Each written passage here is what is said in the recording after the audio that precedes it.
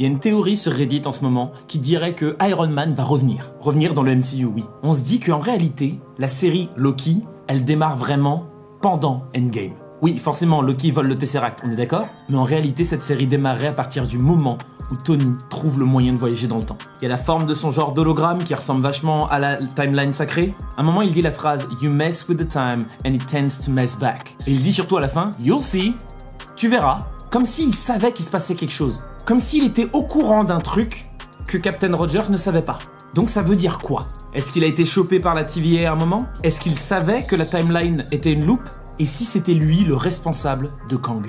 Yo les gens, j'espère que vous allez bien, j'espère que vous êtes confortablement installés dans le bien-être de vous-même parce que c'est important. Bienvenue sur Let's Talk About Movies, les vidéos où on parle de super-héros.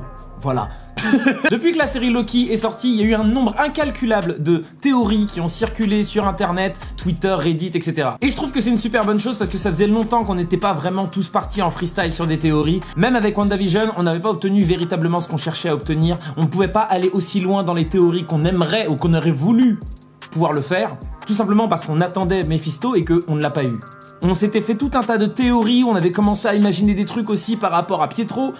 Et finalement, tout ça est tombé à plat, ce qui a fait qu'on s'est dit, bon, peut-être que dans Loki, ils vont nous faire la même chose, on va partir dans des théories de fous furieux, et puis finalement... Et non, on a bien eu Kang. Désolé si je te spoil. En même temps, la série, elle est sortie il y a un moment, là, maintenant. On a bien eu Kang, et forcément, avec ce qui se passe à la fin de la série Loki, première saison, on se dit, wow, ok, maintenant, qu'est-ce qui va se passer? Kang, il est passé où? Comment ça, il a dit qu'il allait revenir? Mais attends, il est mort? Mais attends, on n'a pas vu la lame se planter dans son corps, donc peut-être qu'il n'est pas vraiment mort? Est-ce que... Enfin, bref, plein de théories. Et parmi les différentes théories qui circulent, il y en a une qui est assez intéressante et je me suis dit que ce serait cool d'en faire une vidéo. J'imagine qu'il y a plein de gens qui ont déjà dû faire des vidéos dessus, mais moi, je vais faire un petit peu ma version et ce que j'imagine qui pourrait se passer. Déjà, le premier truc qui met un petit peu la puce à l'oreille, c'est le device que Kang a sur la main qui lui permet de contrôler le temps. On imagine que c'est via ça qu'il contrôle le temps. Eh ben, est-ce que vous avez pas un petit peu l'impression que ce truc-là ressemble à une version évoluée de l'appareil spatio-temporel qu'a créé Tony Stark qu'ils utilisent tous dans Endgame? C'est vrai qu'à partir du moment où tu vois les deux l'un à côté de l'autre, tu dis ah ouais, j'avoue, ça pourrait être genre l'un pourrait être le prototype de l'autre. Parce que déjà, faut comprendre un truc. Tony Stark réussit à trouver le moyen de voyager dans le temps. On sait d'après la série Loki que Kang s'est associé à plusieurs versions de lui-même pour réussir à trouver un moyen de voyager dans le temps et d'avoir justement toute cette knowledge et toute cette connaissance qu'il a et qui lui permet d'être The One Who Remains.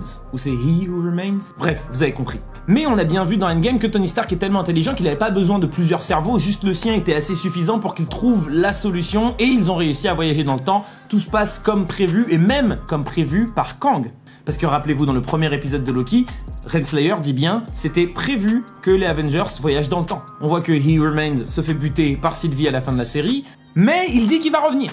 Or, on sait que l'acteur qui interprète Kang sera au casting du film Ant-Man 3, Quantum Mania. Et si, dans ce film, le Kang qu'on aura, qui sera certainement beaucoup plus méchant que la version qu'on a eue dans Loki saison 1, et si ce mec, en fait, son job, c'était de récupérer le device qui a été créé par Tony Stark. Ce qui voudrait dire d'une certaine manière que He Who Remains a été créé par Tony Stark. Ce qui voudrait dire encore une fois que le bordel qui va arriver sera de la faute de Tony.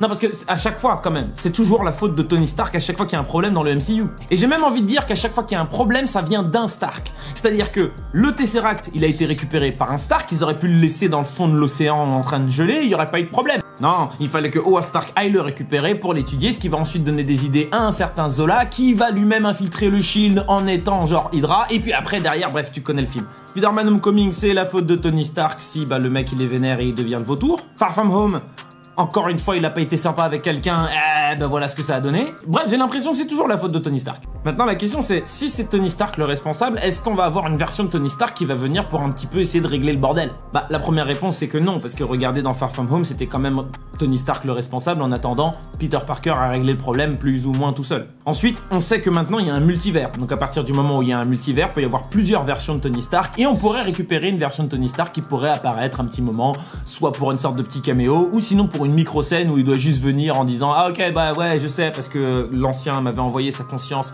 Tout est possible. On pourrait avoir un Tony Stark d'un univers parallèle qui pourrait venir et tenter de sauver une situation, soit dans Ant-Man ou potentiellement dans un futur Avengers. Mais là, encore une fois, il n'y a pas de contrat prévu entre Robert Downey Jr. et Disney, donc ça semble difficile d'imaginer qu'il reviendrait, sauf si c'est déjà arrivé par le passé, qu'on ne sache absolument pas qu'un gars était censé être dans un film ou dans une série, et boum, il est là. On a eu l'exemple parfait avec Mark Hamill qui reprend le rôle de Luke Skywalker jeune dans la série Mandalorian, saison 2. Donc les personnes qui sont en train de s'accrocher aux histoires de contrats, arrêtez de vous accrocher à ces histoires-là, parce qu'en réalité, si Marvel / Disney décide de nous cacher quelque chose, ils sauront le faire, ils pourront le faire, ils ont largement tout ce qu'il faut pour le faire. Sinon, il y a une possibilité que ce soit sa conscience qui revienne, un petit peu comme dans les comics où il vient pour Ironheart, donc je crois que c'est dans le comics où il revient, mais c'est genre une sorte de nouvelle version de Jarvis, entre guillemets, tu vois, c'est sa conscience qu'il a transmise sur ordinateur. Parce que ça aussi, c'est possible. Hydra / Shield a réussi à le faire pour Zola, je vois pas pourquoi il ne réussirait pas à le faire pour Tony Stark. Sachant que lui, mégalo comme il était, ça m'étonnerait qu'il ait pas essayé de save une partie de sa conscience quelque part. S'il savait que c'était possible de le faire, pourquoi il l'aurait pas fait? J'imagine difficilement que Captain Rogers n'ait pas tenu au courant Tony Stark de ce qui s'était passé dans ces événements, surtout lors de la fermeture définitive ou la destruction du Shield. Donc forcément, Iron Man était au courant. Donc peut-être que c'est une théorie qui a pu l'intéresser et s'est dit « Ah, si je pouvais moi aussi save une partie de ma conscience ». Est-ce qu'il a juste gardé ce petit message de fin qu'il donne pour sa fille « I love you 3000 » qui nous a tous fait pleurer? Ou peut-être qu'il y avait quelque chose d'autre de prévu mais qu'il ne peut utiliser qu'en dernier recours et c'est peut-être pour ça qu'on ne l'a pas encore vu revenir. Tu me diras, il n'y a pas eu de film qui nécessite qu'on le voit revenir pour l'instant. Parce qu'en réalité, si on se base sur les comics, il y a 1500 manières différentes de le faire revenir en tant qu'Iron Man. Après, certains me diront « Ouais, mais Robert Downey Jr. a dit qu'il prenait sa retraite en tant que Iron Man. » Ne croyez pas les acteurs, ce sont des acteurs. Ils sont payés pour mentir, c'est le principe même. Donc faut pas les croire, d'accord? Le seul qu'on peut écouter à la limite, c'est Mark Ruffalo parce qu'il se rend même pas compte quand il nous spoil. Et même là, je suis sûr que c'est du jeu.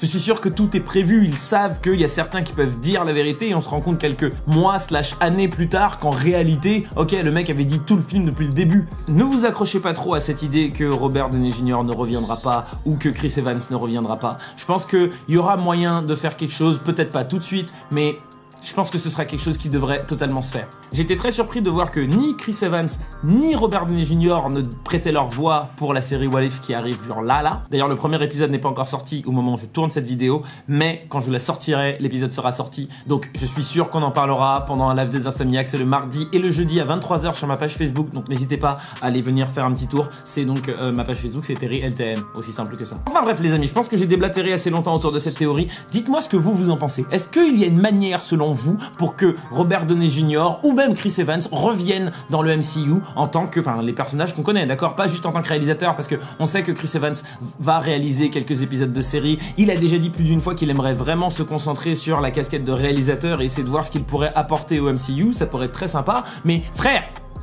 je te parle à toi là, Chris Evans, d'accord? Juste toi, Chris Evans. Frère, c'est très bien de vouloir être réalisateur. Nous, on veut que tu sois acteur, d'accord? Nous, on veut que tu reprennes encore une fois cette histoire de bouclier. Ou non, laisse-le à Sam Wilson parce que je suis content qu'on ait un Captain America noir. Mais juste, viens lui filer un coup de main de temps en temps parce qu'il est en galère, Sam. Il est en galère. Et toi, Robert Downey Jr. Ok, t'as eu une mort beaucoup trop stylée, une fin trop stylée. D'un côté, je me dis, ce serait dommage de ruiner ça, il faut le laisser mort. Mais stop là, fais un truc. Genre, ouais, de la conscience. Le bail de la conscience, moi, je trouve que c'est pas mal. Ça peut être pas mal, le bail de la conscience. Un petit peu comme dans les comics, tu vois, version Ironheart, tu nous fais plaisir. Franchement, moi, je pense que oui, ça peut être bien. Il y a plein de manières dans les comics de revenir. Trouve. Attends, si même Wolverine dans les comics, il est revenu d'entre les morts avec une histoire de pierre d'infini qui portait sur lui Zerma, je sais pas quoi, tu peux gérer un truc. Enfin bref les amis, c'est la fin de cette vidéo, j'espère que vous avez passé un bon moment devant, potentiellement appris des choses, et puis surtout que vous étiez confortablement installé dans le bien-être de vous-même parce que c'est important, je ne le dirai jamais assez. On se retrouve bientôt, d'ici là, regardez de bons films, jouez à de bons jeux vidéo, buvez de l'eau, bisous, caressez tendresse, peace.